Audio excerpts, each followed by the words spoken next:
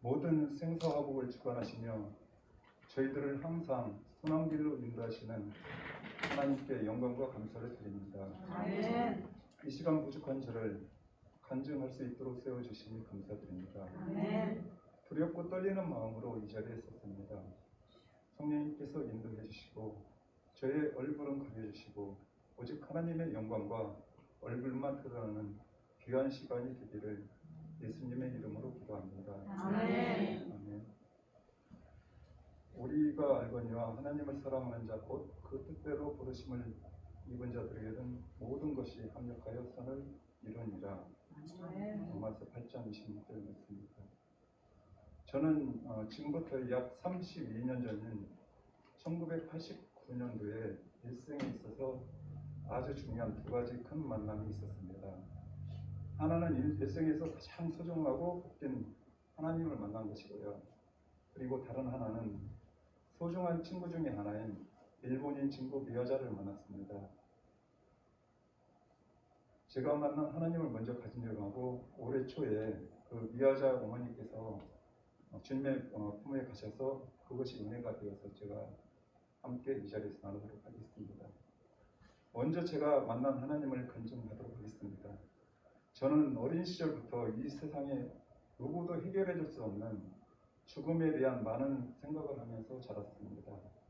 사람들이 죽으면 돌아가신다고 하는데 어디로 돌아가신다고 하지? 그런 의문점이 항상 제 안에는 있었습니다.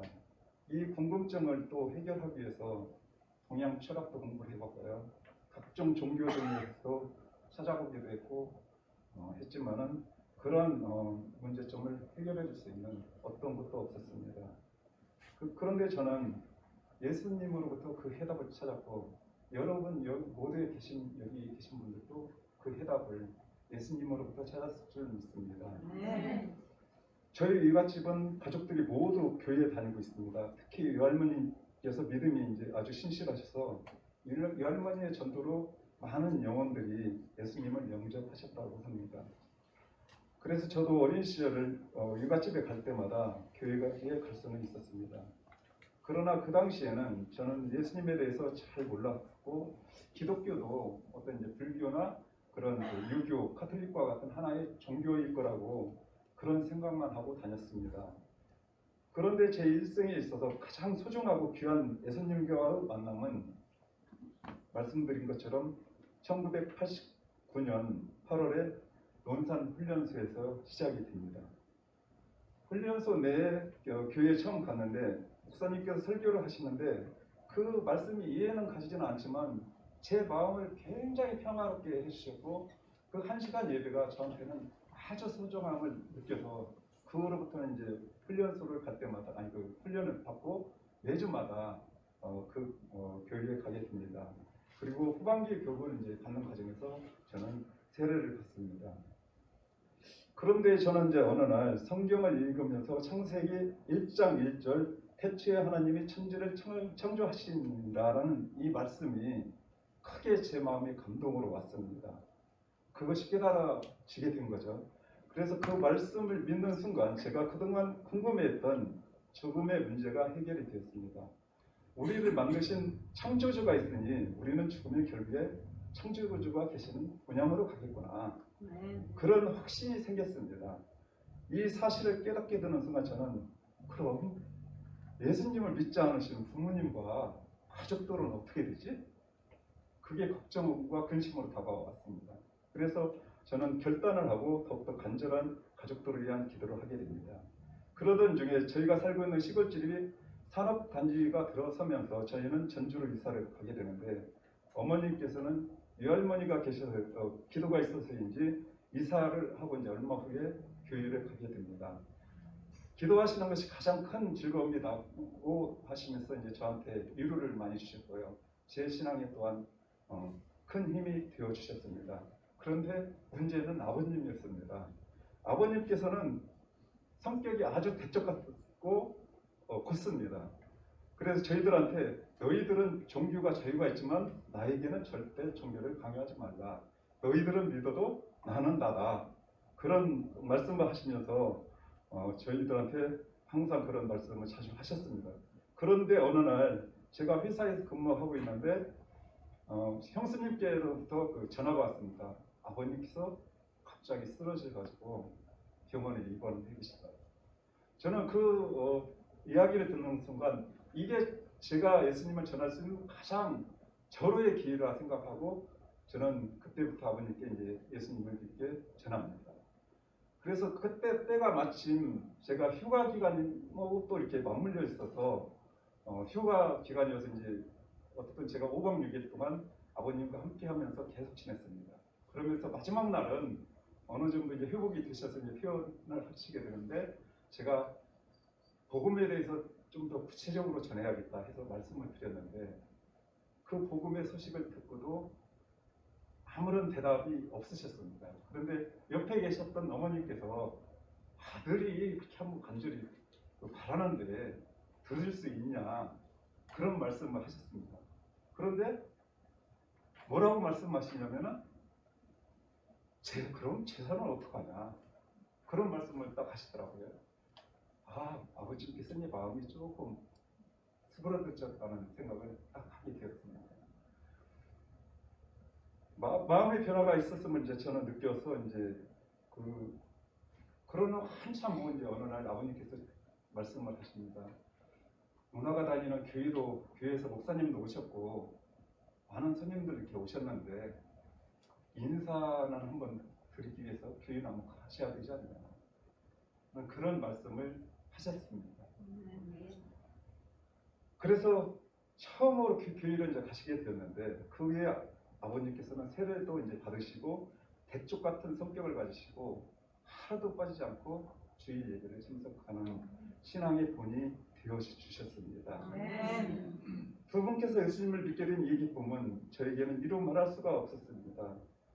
2013년도 제가 이곳에 대저분이 입사하기 전에 뜻깊은 한 해가 저에게는 되었습니다. 제가 사랑하는 유할머님께서 101세의 나이로 주님의 품에 안기셨고 3개월 후에는 어머님께서 그리고 4개월에는 아버님께서 주님의 품으로 가셨습니다. 세상적으로 볼 때는 가장 슬퍼야 할 것이 저한테는 가장 큰 기쁨이고 감격이었습니다.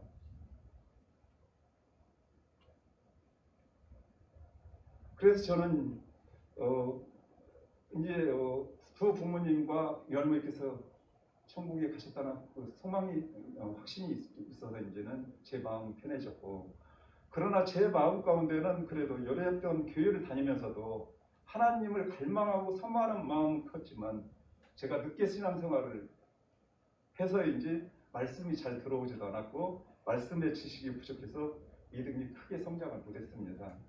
이러한 모습을 긍휼히 보셨는지 2005년 11월 2일 대덕연구단지 부흥성회에서 말씀을 통하여 저는 하나님을 만나게 됩니다. 내가 그리스도와 함께 십자가에 못 박혔나니 그런즉 이제는 내가 사는 것이 아니요 오직 내 안에 그리스도께서 사시는 것이라. 이제 내가 육체 가운데 사는 것은 나를 사랑하사 나를 위하여 자기를 버리신 하나님의 아들을 믿는 믿음 안에서 사는 것이라.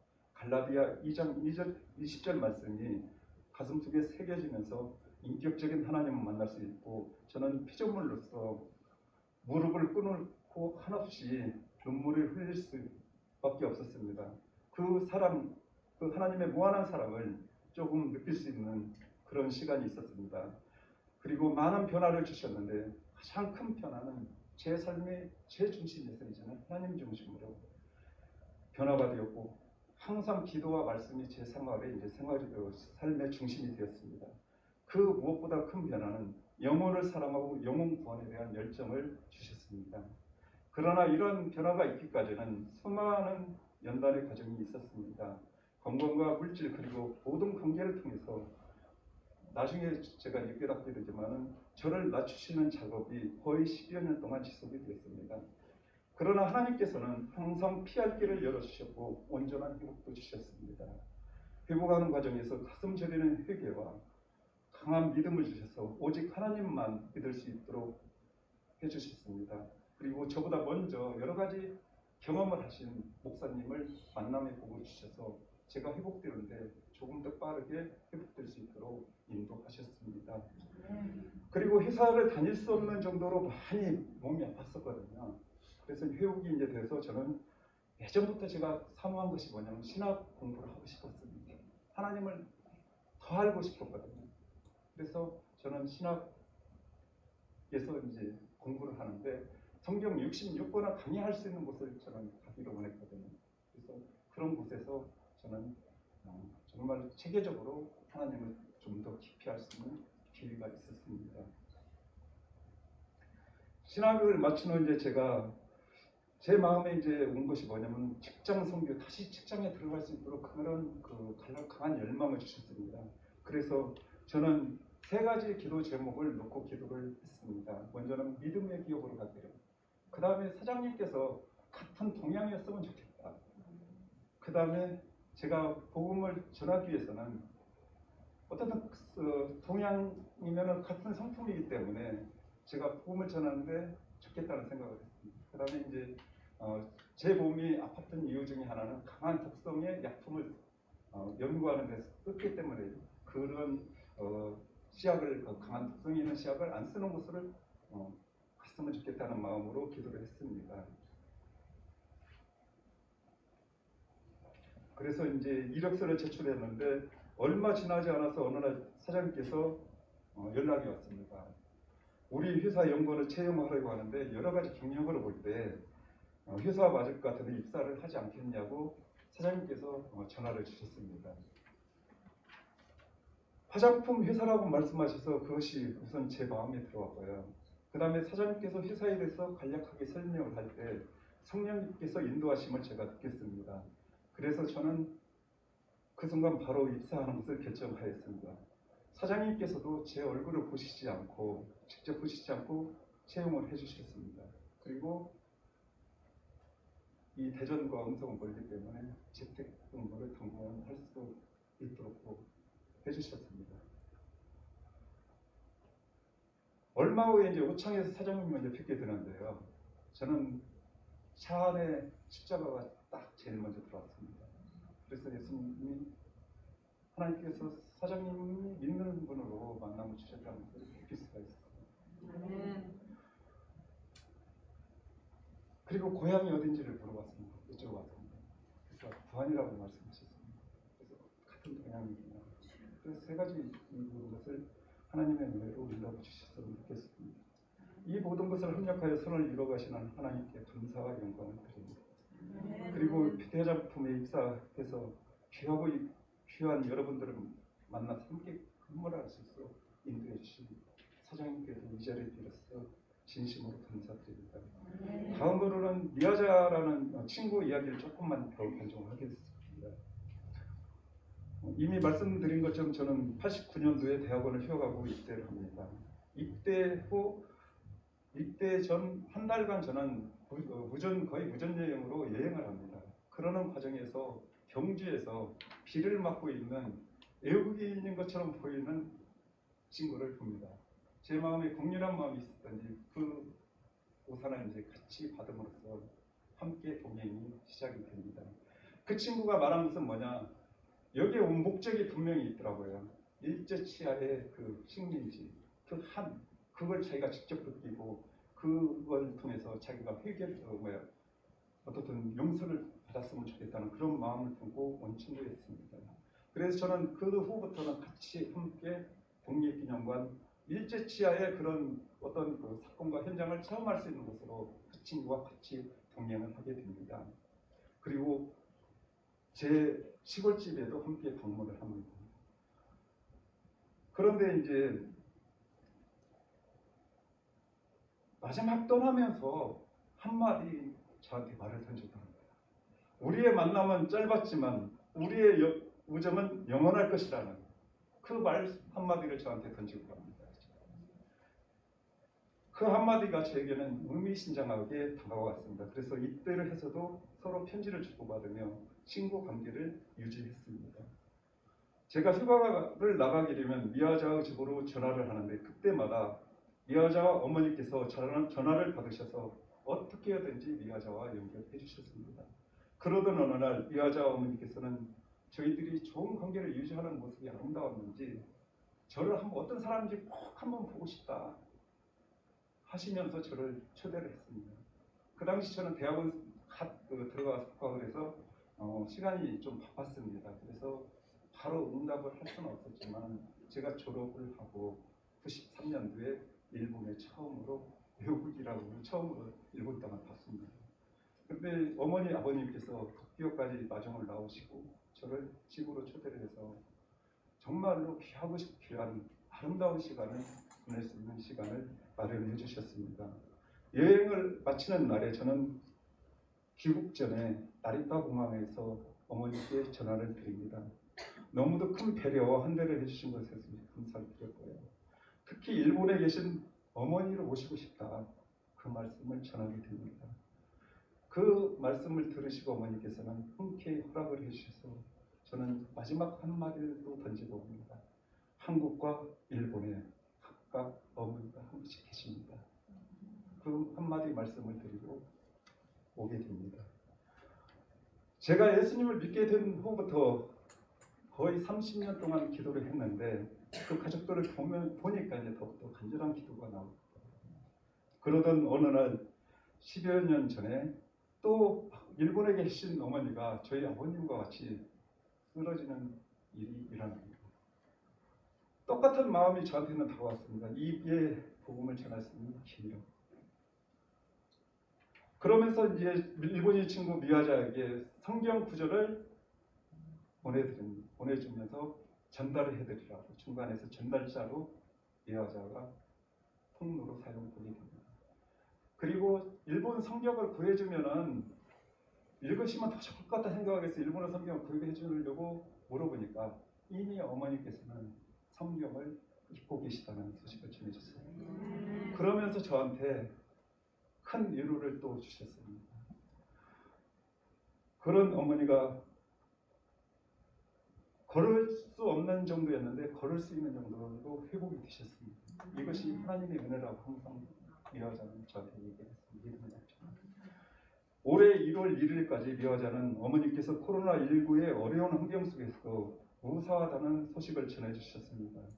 그런데 3일 후에 다시 연락이 왔는데 어머니께서 돌아가셨다는 뜻밖의 소식을 저한테 줍니다.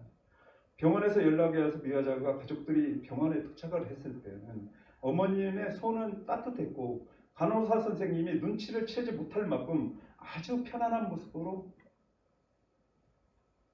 하셨다는 것 소식이었습니다. 그런데 잠시 저는 걱정이 됐습니다. 편안한 모습으로 가셨지만 정말로 예수님을 믿고 가셨는지 아니면 천주교를 믿고 가셨는지 그것이 저한테는 의문이었습니다. 그런데 잠시 후에 장례식 모습의 사진 한 장과 함께 또 연락이 왔습니다. 미화자도 아버지께서도 불교지만은 어머님의 유언으로 장례식은 기독교로 한다는 소식을 전해주셨습니다. 사진 속의 장례식 모습을 보니 천주교식이 아닌 분명히 기독교식임을 확인할 수 있었습니다. 그 모습을 보면서 저는 너무도 또한 기뻤고 하나님께 감사 고백을 할 수밖에 없습니다. 하나님께서는 이미 어머니께서 예수님을 바르게 믿을 수 있는 병원으로 인도하셨고요. 그리고 그 모든 환경을 하나님의 계획과 방법으로 이루어졌음을 느낄 수 있습니다. 그리고 어머니께서는 이원으로 기독교 장례식을 하면서 장례식장에는 찬송가 405장 나 같은 죄인 살리심과 452장인 주님은 귀한 보배라는 찬송을 부탁한다고 써 있었다고 합니다. 미화자와는 장례식에서 그 가사를 들으면서 어머니께서 왜 그 찬송가를 좋아하셨는지 그 이유를 알 수 있을 것 같다고 이야기를 해주셨습니다. 이 소식은 또한 저를 너무도 기쁘게 했습니다. 친구인 미화자에게도 복음의 문이 열리고 있음을 느꼈기 때문입니다. 일본의 어머니께서는 미화자와 아버님 그리고 가족들에게 예수님을 영접하는 썩어지는 하나의 미랄이 되셔서 하나님 나라 확장에 귀한 도구로 사용되었음을 느낄 수 있었습니다. 아직도 믿지 않고 남아있는 미화자와 그 가족들의 구원을 위해서 여기에 계신 분들이 함께 기도해 주시면 감사하겠습니다. 여러분들이 알고 계시다시피 일본은 아주 많은 다양한 신을 우상으로 섬기고 있습니다. 현재 복음화율이 1%로 안 되는 0.4%입니다. 우리에게 가장 가까이 있으면서도 가장 큰 피해를 주며 가장 먼 나라로 느껴지고 있지만 일본의 복음화를 위해서도 함께 기도해 주시면 감사하겠습니다. 이제는 내가 사는 것이 아니요 오직 내 안에 그리스도께서 사는 것이라. 이 말씀처럼 저는 이미 죽었으며 하나님의 뜻에 순종하고 충성된 모습으로 살아가기를 원합니다. 이것이 저의 작은 꿈이며 소망입니다. 주님께서 택한 많은 영혼들을 생명의 길로 인도하는데 복음의 빚진 자로서 충성을 다하는 하나님의 선한 도구가 되고자 합니다. 이 모든 영광을 성삼위 하나님께 돌려드립니다. 아멘.